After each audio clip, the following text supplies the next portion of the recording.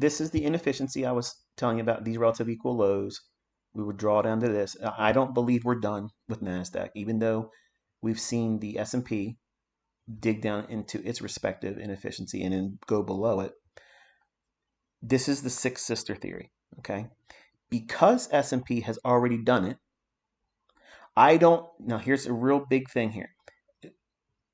If you've always heard me refer to a SMT divergence, okay, SMT is a smart money technique or smart money tool. I've never settled in on what the T stands for, but it's just my way of reading cracks in correlation. Perfect example would be this. S&P has already traded down to its respective inefficiency, as we're seeing here for NASDAQ. NASDAQ just entered it today. What does that mean to me? I don't see that as an SMT divergence that's bullish. See, some of you are wrestling with that. What's the difference between Six Sister and SMT? And how do I not get fooled by SMT when the Six Sister is being employed? Well, that's experience, number one. Experience is going to dictate that. And some of you don't want experience. You want overnight success on luck. You want lottery windfalls that had no real bearing on skill set. And I'm trying to teach you how to acquire real skill set through experience that takes time. So to answer your questions that come in my comment sections or folks that send me tweets, I see that, but I have to wait for a time where it makes sense talking about it over the charts. I'm not going to just go out and make a video because you sent me tweets or questions in the comment section. I get too many of them.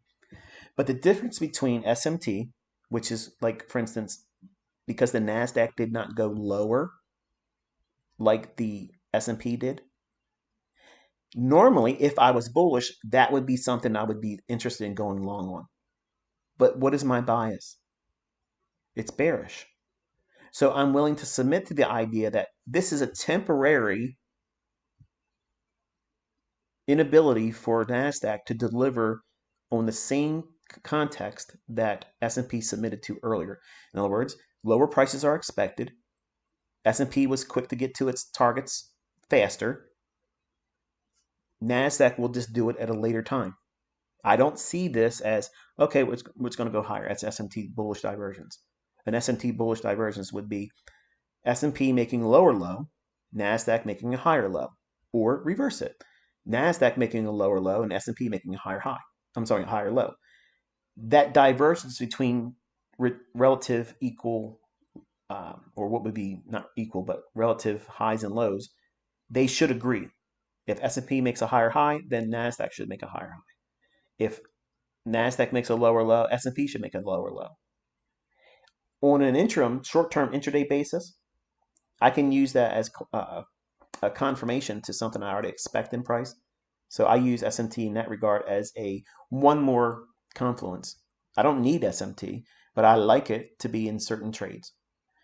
I'm not demanding SMT to try to call the bottom in the S&P and the NASDAQ yet, because I'm believing that we still have weeks still, calendar-wise, of lower prices. There's absolutely nothing bullish about equities right now.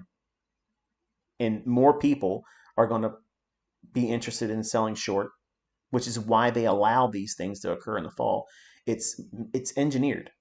You think, and you've heard, oh, it's selling pressure. People are getting out of their shorts, or I'm sorry, getting out of their longs and selling. No, the market's just repricing lower because they want you to sell. It's not going down because you are all collectively selling. They want you to sell. Why would the market be engineered to do that? Because they want to accumulate at lower prices, because they run funds. They run funds, they manage funds, and they want to get those stock prices lower so they can buy them up at a discount. That's the real world, folks. That's how these markets work. That's the industry. Okay. You can argue and talk about, but this guy wrote this about this in this book and he made it. I don't care about that. I don't care about all that stuff. Okay. That's nonsense. That's fiction. These markets are rigged. They're controlled. And if you submit to the idea that there's seasonal influences that take place in the marketplace, and nothing here technically suggests to me that we've made the low. I don't see it.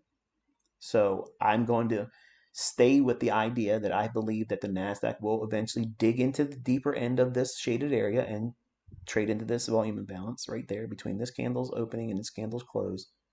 I believe that that's where we're going to trade to. And if we get over zealous and move lower this area here.